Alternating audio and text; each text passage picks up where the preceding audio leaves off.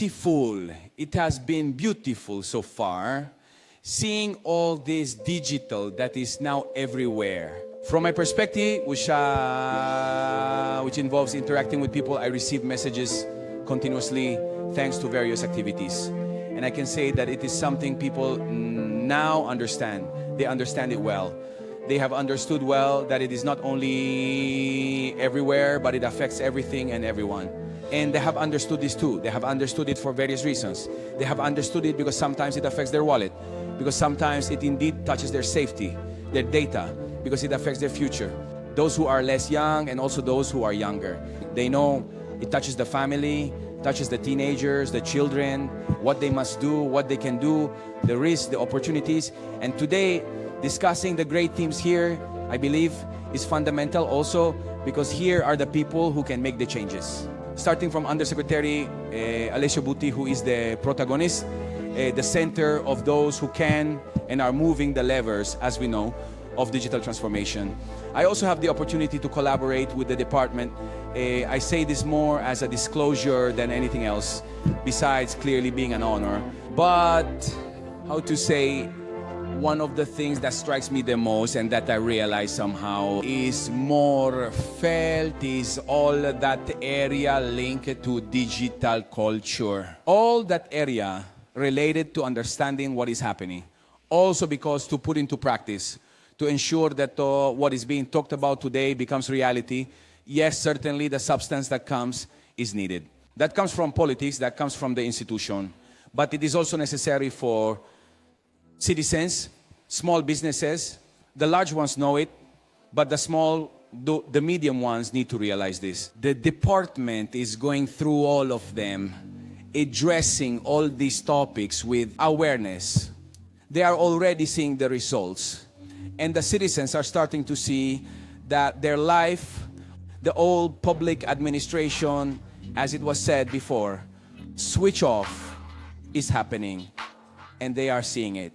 But another thing they feel closely is that it concerns them almost, to tell you this, to see where people today feel they are going.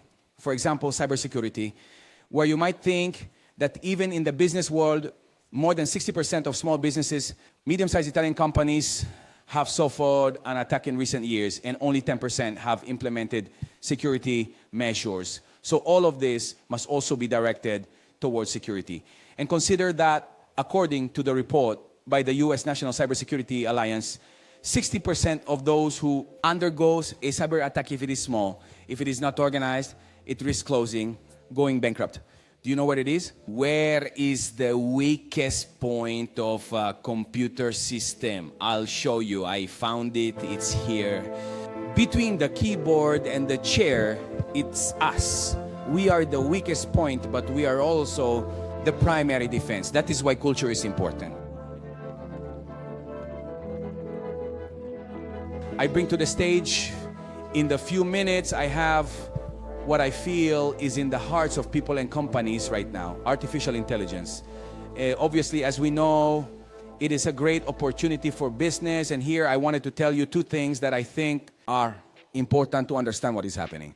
First of all, it is not intelligence, it is artificial communication. Seems like a detail, but it's important. It doesn't really know what it's doing. The second thing, there is talk of dangers. Of course, there are, but I believe that the biggest danger of artificial intelligence is those who underestimate it. Because certainly there are issues, but there is also talk of replacement in the workforce. What's happening? And even here, I believe that the first to be replaced, and I guarantee you, because I really know, I'll reveal it to you. The first to be replaced by artificial intelligence are those who do not use it. It seems like a joke, but it is so. And I just think about those who have the opportunity to leverage everything it gives us. Sure, it's a complex world. Another danger is concluding too quickly that we have fully understood it, certainly. Robots are doing things that will change the world of work, it's evident. But here too, one thing I see, which is well perceived and needs to be reminded, is that what is needed is the augmented human. That is a human who uses AI for what it can do. Clearly, there are risks. These risks are nevertheless managed by those who make the rules.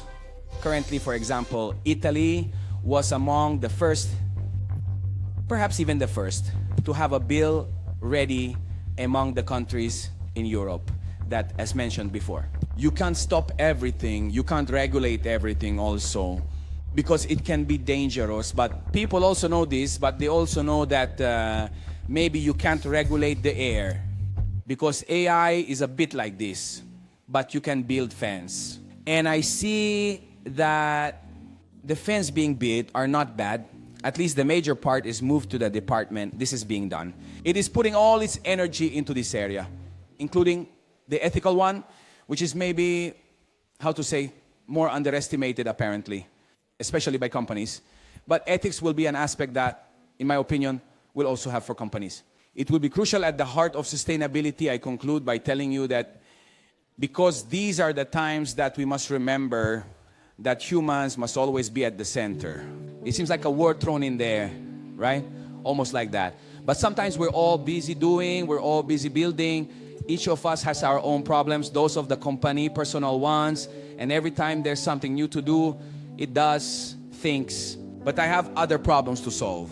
And sometimes I feel a bit like that too, right? You say, but we have this. No, we're too busy, right? We're too busy. And the real great enemy, in my opinion, is just one that isn't in this room and should never be. Because we all think of the future, which is this. We've always done it this way. Today we can no longer afford it.